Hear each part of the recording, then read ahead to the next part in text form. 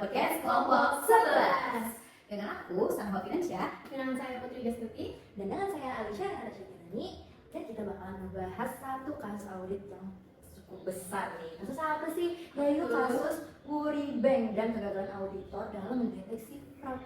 Aduh, betul banget nih, kasus menarik banget karena melibatkan penggelapan dana yang dimana jumlahnya besar banget, terus tidak terdeteksi selama bertahun-tahun. benar banget. Jadi kan Wuri Bank itu salah satu bank yang terbesar yang ada di Korea Selatan ya. Namun tuh pada tahun 2022 tuh terungkap bahwa ada salah satu karyawan internal Wuri Bank yang melakukan penggelapan dana. Dan itu tuh nominalnya besar banget, sejumlah 61,4 miliar won. 61 miliar won. Itu banyak banget loh. Itu gede banget. Iya, dan penggelapan ini sudah berlangsung selama 6 tahun, kurang lebih dari 6 tahun 2012 sampai 2018. itu nggak ketahuan. Tidak terdeteksi sama sekali. Kacau. Ini siapa Kacau. sih yang audit sebenarnya? Nah, padahal mereka tuh auditornya sekelas Deloitte. Masa Deloitte nih, kecolongan Deloitte 6 tahun 61,4 miliar won. Wah, ini gede banget. Iya kan, kayak makanya ini jadi pertanyaan besar kayak kok bisa penggelapan dana terjadi selama 6 tahun padahal auditornya kan Deloitte ya, dan bukan itu juga. Jadi setiap tahunnya tuh Deloitte selalu mengeluarkan opini wajar tanpa pengecualian. Yang berarti kan pengecualian. iya, yang berarti kan emang gak ada kesalahan ya? ya, menyatakan laporan keuangan Wuri Bank itu Aman-aman wajar aja, dan benar. Iya, Padahal sebenarnya nggak benar. Iya, padahal itu penggelapan dana. kacau. Oke, sekarang kita bakal masuk ke 6 poin utama dari kegagalan audit ini. Yang pertama, auditor mengabaikan pada bahaya awal seperti resiko transaksi lintas negara dan juga familiaritas yang terjadi selama 12 tahun. Masih lama banget ya, 12 tahun. Emang udah deket banget. Iya, udah sohib ini. Terus yang kedua, auditor itu tidak melakukan analisis penting seperti NPL, NIM, dan ECL sesuai IFRS 9. Itu banget. Rasa ya. Terus yang ketiga, itu adanya kurang keterlibatan partner dan juga tidak ada eskalasi temuan dari junior. Ya, gitulah. Dan yang keempat, pada engagement letter atau surat ikatan itu tahu standar dan tidak mempertimbangkan resiko spesifik dari kliennya. Yang kelima, program audit yang dilakukan itu lemah, tidak ada konfirmasi, tidak. Dan yang kelima, program audit yang dilakukan lemah, seperti konfirmasi tidak independen, tidak ada rekonstruksi sistem. Dan yang terakhir, pelanggaran terhadap standar seperti ISA 315 dan ISA 4 dan ISA 240 sehingga risiko fraud tidak teridentifikasi. Wah, banyak banget kan? Banyak banget ya, ada 6 tuh alasan-alasan Kenapa ini bisa gagal? Betul. Jadi apa sebenarnya pelajaran itu ya? Nah, jadi kecuali itu bukan cuma kayak kegagalan satu prosedur. Ya. Nah, jadi isunya tuh udah ada 6, nggak mungkin cuma karena kegagalan satu prosedur. Ini tuh emang udah gagal sistematik dari awal sampai akhir si proses audit ini, kayak mulai dari penerimaan yang tadi sampai 15 tahun udah berkembang tuh kan udah gimana gitu ya. Terus perencanaannya juga udah gagal, terus sampai ke supervisinya juga gagal. Jadi semuanya tuh udah bermasalah. Nah, makanya itu poin penting itu apa? Jadi skeptisisme profesional itu bukan pilihan, tapi kewajiban. Jadi kita itu nggak bisa milih kayak nggak usah skeptis lah, santai aja kayak percaya nggak bisa guys. Kita tuh harus skeptis, kita harus ragu-ragu nih udah bener apa belum gitu ya kan. Oke, betul banget, kayak itu kan sifat auditor yang harus skeptis, selalu tidak percaya gitu, selalu memastikan segala hal. Oke, mungkin sekarang kita masuk ya, ada beberapa pertanyaan nih yang harus kita jawab.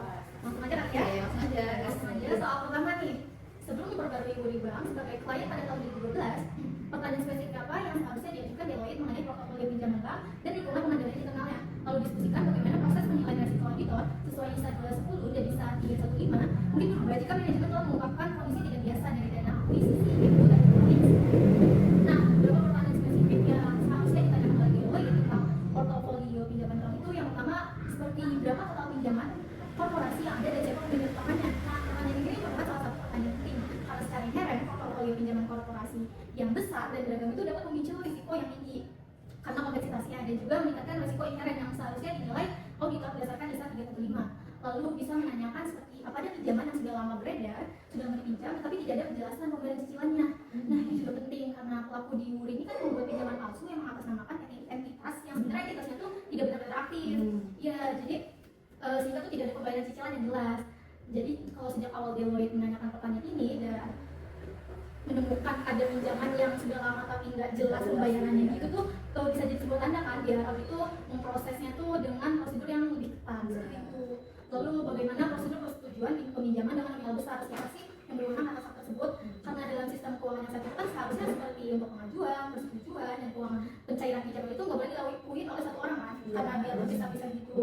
Tapi faktanya bahwa kecurangan Wuri yang berlangsung selama 6 tahun ini itu tuh menandakan bahwa tidak ada pemisahan tugas itu dari Wuri Bank, satu orang gitu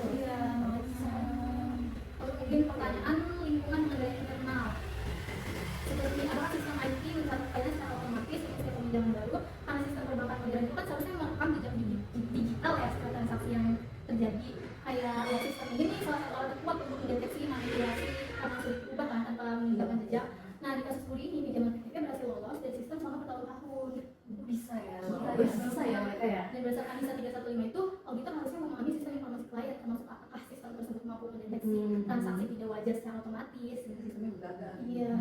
Lalu pertanyaan kedua seperti apakah pernah ada temuan audit internal terkait pinjaman yang tidak wajar? Nah, tim audit internal itu kan lapisan pertanyaan pertama terhadap kecurangan ya di dalam sebuah perusahaan itu. Kalau mereka pernah nemu sesuatu tapi tidak lanjuti oleh manajer, itu kan sinyal yang sangat serius ya. Kayak berarti kan dari dalamnya perusahaan itu udah tidak benar. Iya, betul banget. Dan ISA 315 itu secara eksplisit mengharuskan auditor auditor eksternal itu memahami pada efektivitas audit internal. Karena audit internal benar, itu kan secara langsung dikatakan resiko pengendaliannya secara keseluruhan. Ya. Lalu jika proses penilaian resiko auditor berdasarkan ISA 210 dan 315 manajemen mengungkapkan kondisi tidak biasa dari dana akuisisi Dewa Elektronik itu, mungkin Deloitte akan menolak melanjutkan dekatan, lalu melanjutkan dengan syarat tambahan seperti memperluas ruang lingkup audit itu biar bisa mengecek dokumen ini, dokumen itu. Iya, benar banget.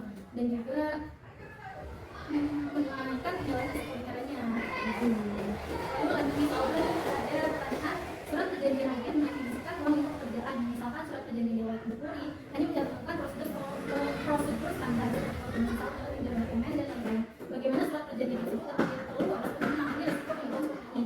Dan jawaban Anda pertimbangkan apakah perlu menyatakan kewajiban khusus mengenai transaksi pihak terkait atau transaksi yang dikenai sanksi, dan bagaimana hal itu selaras dengan tanggung jawab aktual auditor sebagaimana dijelaskan dalam ISA 210. Misalnya tidak ada kewajiban untuk secara eksplisit mencari kecurangan di luar dana yang wajar.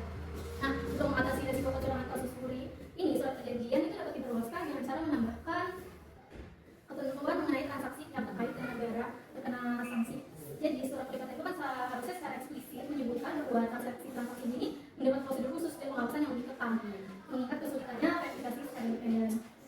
Lalu kedua, persyaratan prosedur forensik bersyarat. Nah, jika akan berbahaya seperti pinjaman besar tanpa dokumen yang memadai atau tidak cocok di kasus itu, auditor berhak memperluas prosedur yang menggunakan forensik dan menetapkan prosedur tujuan tambahan yang diperlukan penting ya. Jadi tulis surat perjanjian. Lalu komunikasi anomalis secara aktif berdasarkan ISA 240 dan ISA 250 itu, auditor yang menemukan indikasi tindakan ilegal wajib melaporkannya ke tingkat manajernya untuk kepada otoritas regulasi. Namun dalam kasus kemudian itu nggak ada laporan yang dibuat seperti sebelum kecurangan terungkap. Lalu menetapkan ambang batas materialitas khusus per area. Nah, surat perikatan standar itu kan biasanya menetapkan suatu ambang batas untuk seluruh kecurangan ya. Untuk Puri ini seharusnya ada ambang batas materialitas yang berbeda khusus per area penggunaan operasinya. Karena mengingat ini penting karena kecurangan Puri dilakukan melalui banyak transaksi pinjaman individual yang masing-masing mungkin tampak tidak signifikan, tapi kalau dijumlahin tadi 61,4 miliar uang. Itu kan lebih gede ya. Iya, betul banget. Jadi ISA 210 itu menyatakan bahwa audit hanya memberikan keyakinan memadai, keyakinan yang absolut kan. Jadi auditor itu tidak wajib secara aktif mencari kasus kecurangan atau kecurangan yang dirancang untuk melebihi prosedur standar. Oke, lanjut ke pertanyaan ketiga. Selama tahap perencanaan, auditor harus mengidentifikasi tanda-tanda peringatan. Mengingat apa yang terjadi di Puri, prosedur analisis atau peninjauan pengendalian apa yang seharusnya dalam perencanaan Deloitte untuk mendeteksi anomali. Misalnya jika ada perencanaan di Puri pada tahun 2015, jelaskan bagaimana Anda akan menilai cadangan kerugian pinjaman berdasarkan IFRS 9 atau menganalisis laba untuk mencari tanda-tanda penyimpangan yang terkait dengan dana akuisisi yang diblokir. Nah, jadi prosedur analisis dari tinjauan pengendalian yang seharusnya ada dalam perencanaan Deloitte untuk menemukan anomali itu, yang pertama analisis tren pinjaman korporasi. Itu untuk membandingkan itu pertumbuhan saldo pinjamannya dengan pertumbuhan pendapatan bunga aktual dari tahun ke tahun setiap tahunnya. Karena kalau saldo pinjaman naik tapi pendapatan bunga tidak ikut naik secara proporsional, itu kan berarti ada sebuah pinjaman yang tidak menghasilkan return yang nyata gitu. Iya, lalu analisis rasio NPL atau non performing loan. Itu untuk membandingkan rasio NPL luar negeri dengan rata-rata industri perbankan yang ada di Korea. Jadi jika ada pinjaman yang seharusnya diklasifikasikan NPL tapi masih dicatat sebagai performing, itu kan indikasi yang kuat ya adanya manipulasi di dalam perusahaan. Ya, lalu penilaian provisi berdasarkan IFRS 9. IFRS 9 itu kan mewajibkan pencadangan expected credit loss berdasarkan kondisi aktual gitu kan. Jadi jika provisi Puri secara konsisten lebih rendah dari rata-rata industri yang ada tanpa penjelasan yang masuk akal, itu sinyal sebuah tanda itu kalau resiko portofolionya tidak benar, mencerminkan kebenaran. Banget dari itu sinyalnya. Ya. Lalu rekonsiliasi catatan pinjaman dan sistem core banking. Kalau keduanya tidak cocok antara dua sumber data ini, maka juga ada indikasi kuat manipulasi di salah satu titik pencatatannya. Itu konsentrasi penting. Lalu konfirmasi kemudian yang ketat, kemudian konfirmasi ke semua pinjaman di atas ambang tertentu. Lalu analisis khusus transaksi demo, menelusuri kemana sih dana yang diblokir mengalir, lalu mendeklarasikan transaksi berstruktur yang serupa, lalu memastikan dampaknya sudah dicerminkan akurat di laporan keuangan atau belum, seperti itu. Oke, baik, kita lanjut nih. Jadi masih ada beberapa pertanyaan-pertanyaan lagi. Nah, di soal 4. Di soal 4, penipuan tersebut melibatkan pemohonan pinjaman palsu dan pengelapan uang tunai. Nah, jadi diminta buat garis besar singkat mengenai prosedur audit spesifik kayak langkah-langkah program yang akan disertakan untuk menguji, terus untuk menguji adanya penipuan semacam itu dalam mengambil informasi dan pertimbangkan juga uji misalnya konfirmasi pinjaman besar maupun pengujian pengendalian internal, misal persetujuan fasilitas kredit dan bagaimana perbedaan prosedur ini antara bank dengan entitas komersial pada umumnya. Nah, jadi apa aja nih pengujian yang bisa dilakuin buat prosedur audit spesifik ini? Nah, jadi yang pertama itu ada test of details atau pengujian secara substansif, yaitu dengan cara melakukan konfirmasi langsung ke debitur untuk memastikan keberadaan pinjaman. Jadi kayak untuk masih ini pinjaman ini benar ada atau enggak gitu. Terus habis itu memeriksa dokumen kontrak pinjaman asli. Jadi biar kita juga tahu kalau pinjaman itu asli atau enggak. Biar kita enggak kayak tadi kan banyak yang sinyal-sinyal palsu segala macam. Dan terus menguji juga transaksi pinjaman besar atau tidak biasa yang kayak ada yang aneh nih kok nih kayak gede banget dan biasa, itu juga kita uji. Terus menelusuri aliran dana atau cash tracing untuk memastikan kalau dana itu benar-benar diterima oleh debitur. Terus bandingkan data pinjaman dengan sistem e-bank atau core banking system. Terus juga melakukan cut-off testing untuk memastikan pengakuan pinjaman sesuai dengan budget. Nah, di situ selain test of detail atau pengujian substansif, kita juga perlu ngecek melalui data analytics. Nah, jadi kita tuh bisa mengidentifikasi pola-pola yang gak wajar tadi, kayak dengan cara pola gak wajar itu kayak apa sih, kayak banyak pinjaman dengan nilai yang sama, terus pinjaman tanpa aktivitas pembayaran, terus pinjaman yang disetujui oleh pihak yang sama. Nah, kan pihaknya aja sama, jadi kayak aduh bisa jadi hal yang mencurigakan itu kayak pola-pola yang gak wajar gitu. Nah, terus apalagi sih yang bisa kita lakuin gitu, pengujian apa lagi? Nah, kayak tadi kan yang pengujian substansif, nah sekarang pengujian internalnya nih. Jadi itu ada menguji prosedur otorisasi kredit, terus juga memastikan adanya segregation of duties, yaitu pemisahan tugas antara kontrol, pencatatan, dan pembayaran. Tadi kan kayak tugasnya di satu orang gitu kan, harusnya dibagi-bagi. Nah, jadi harusnya harus ada pemisahan tugas. Nah, terus juga meninjau proses kredit untuk memiliki, terus juga memeriksa apakah ada review independen terhadap pinjaman. Nah, terus ada apa tadi, ada pertanyaan juga yang di soal 4, perbedaan antara bank dengan perusahaan biasa.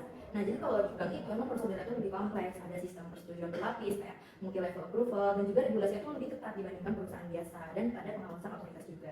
Nah, untuk perusahaan biasa tuh pengujiannya lebih sederhana karena emang nggak ada sistem kredit yang kompleks kayak di bank, terus juga volume transaksi lebih kecil, karena cuma perusahaan biasa aja masih besar kan kayak sih di bank. Nah, oke, terus lanjut ke soal nomor 5. Jadi mengacu pada ISA 220 tentang pengendalian mutu, aktivitas tinjauan apa yang seharusnya dilakukan oleh mitra penugasan ketika staf junior melakukan temuan yang tidak biasa, kayak misalnya pinjaman tanpa tanggapan dari pihak lawan. Nah, jika Anda adalah mitra penugasan yang mengawasi audit muri, pada titik mana Anda akan turun tangan untuk memastikan tidak ada item mencurigakan yang terlewatkan.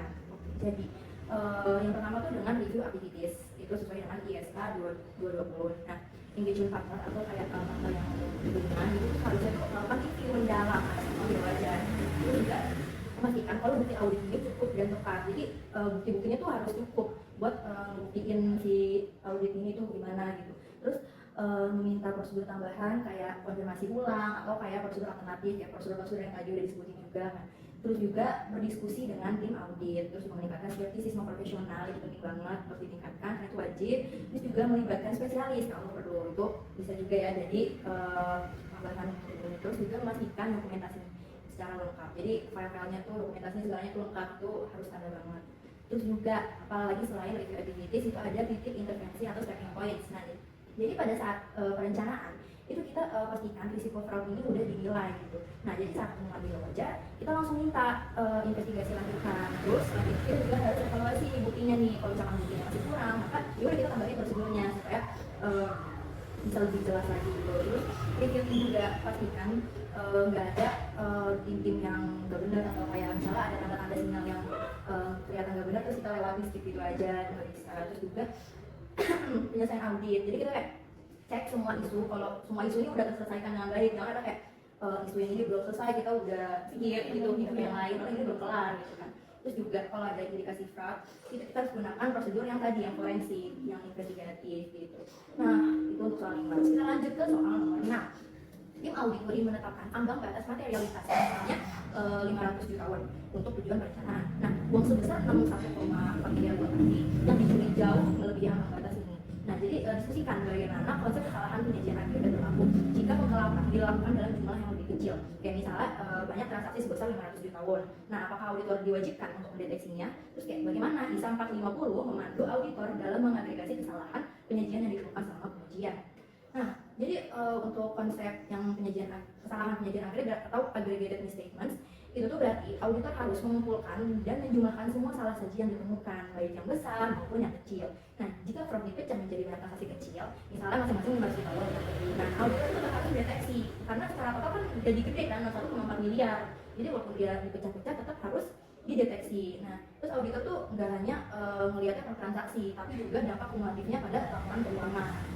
Nah, kalau berdasarkan IAS 450, auditor ini wajib mengakumulasi semua misstatement atau kesalahan penyajian tadi yang ditemukan selama audit, kecuali yang emang kecil banget gitu, yang kayak nggak kelihatan, yang nggak material gitu. Nah, terus juga dengan mengevaluasi apakah total salah saji itu melebihi materialitas. Nah, terus juga dengan meminta manajemen untuk melakukan penyesuaian. Jadi harus di-adjust lagi, kayak kan kalau di laporan keuangan terus ada penyesuaian gitu ya.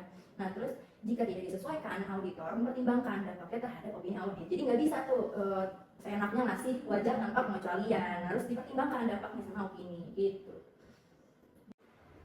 Oke, kita lanjut aja ke soal nomor 7. Nah, di sini ada pertanyaan, komite audit sebuah bank memiliki peran dalam pengawasan. Buatlah rekomendasi tertulis mengenai komunikasi apa saja yang seharusnya dilakukan oleh tim audit Deloitte dengan komite audit World Bank selama audit tahun 2017. Mengingat portofolio pinjaman beresiko tinggi yang dimiliki, standar audit internasional atau ISA, mana yang mewajibkan auditor untuk mengkomunikasikan hal-hal penting dan masalah spesifik apa saja, misalnya dialog entry yang tidak biasa, laporan dari pelaporan yang seharusnya diteruskan ke komite. Oke, jadi untuk menjawab pertanyaan tersebut, berdasarkan ISA 260 tentang Communication with Tools Charged with Governance, tim audit Deloitte wajib menyampaikan hal-hal signifikan yang ditemukan selama audit. Antara lain, yang pertama, audit harus menyampaikan adanya temuan terkait entry jurnal yang tidak biasa. Terus terutama pada akun pinjaman korporasi yang nilainya material. Yang kedua, mengkomunikasikan kelemahan dalam sistem otorisasi pinjaman dan adanya transaksi yang melibatkan dana yang diblokir. Hal yang ketiga, jika terdapat indikasi dari pelapor internal mengenai ketidakaturan manajemen dana, hal ini harus segera diteruskan ke komite audit, jadi nggak bisa dibiarkan. Di soal nomor 8, melihat kompleksitas transaksi beli, apakah Deloitte seharusnya dilibatkan ahli forensik? Ada tahap mana Anda mengusulkan melibatkan auditor forensik dan bagaimana hal itu akan didokumentasikan dalam rencana audit? Diskusikan bagaimana ISA 620, yaitu penggunaan jasa ahli, berlaku untuk skema penipuan dan transaksi pembiayaan korporasi skala besar. Oke, mengingat kompleksitas dan resiko tinggi, Deloitte itu seharusnya melibatkan ahli forensik dimulai pada saat perencanaan, jadi sedini mungkin, atau saat prosedur analisis menunjukkan tren adanya pinjaman yang tidak masuk akal. Tujuannya untuk membedah pemalsuan dokumen permohonan pinjaman yang sudah terdeteksi oleh auditor dan harus didokumentasikan dalam rencana audit. Ini mencakup ruang lingkup tenaga kerja ahli, kompetensi, dan bagaimana temuan mereka akan diuji oleh tim audit. Jadi emang harus ada ahli forensiknya ya buat investigasi forensik, dan harus dilakukan sebelum mungkin. Sebelum perencanaan kalau bisa dari awal ya harus ada ininya. Tuh, makanya udah 15 tahun kan, kayaknya orang sudah terdeteksi. Banget. Iya, dan di soal nomor 9, ini ada pertanyaan, setelah audit 2018, apakah Deloitte seharusnya mempertimbangkan untuk mengundurkan diri atau diganti sebagai auditor buli? Kriteria etika atau pengendalian mutu apa, yaitu termasuk perubahan dan kontrol independensi setelah penerapan IPS yang mendukung keberlanjutan tugas dibandingkan pengunduran diri ketika terjadi kesalahan manajemen yang lengkap, serta pembahasan mengenai peraturan Korea yang berlaku terhadap profesi auditor. Oke, setelah tahun 2018, Deloitte itu seharusnya mempertimbangkan posisi mereka sebagai auditor, yaitu pertimbangannya antaranya yang pertama secara kriteria dan etika, masa jabatan Deloitte sampai 15 tahun dari 2004 sampai 2019, itu lama banget. Mungkin kalau punya anak sampai SMP kali ya.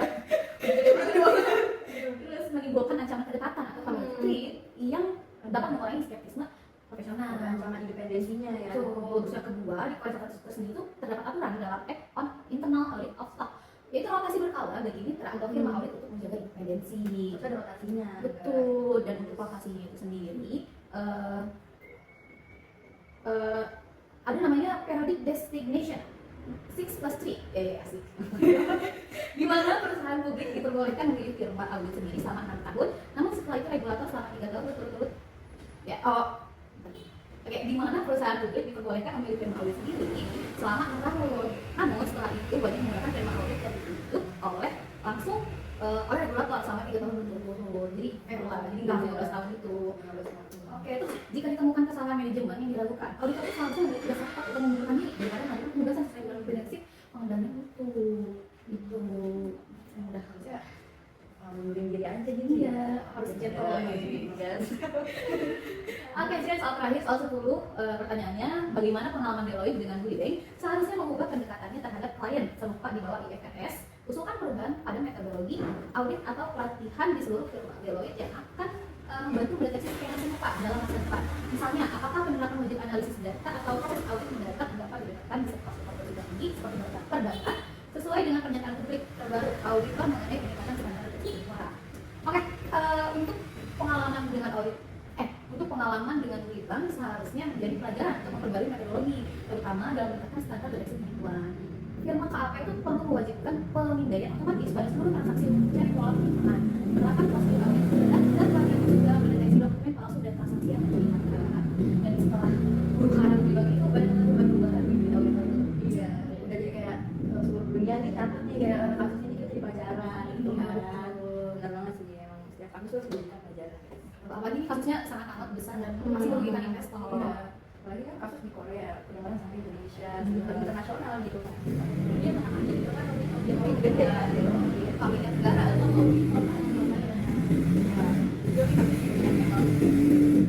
dari dokter seru banget mau dibahas kan. Dan ya tadi itu ada pertanyaan gitu. Kita masing-masing jawab juga dan aku juga setuju banget sih yang ada jawaban dari pertanyaan tersebut. Dan mungkin itu tadi aku membuat podcast kali ini. Aku Alicia dan Putri dan aku Sanakwa, kita mau ngucapin terima kasih banyak.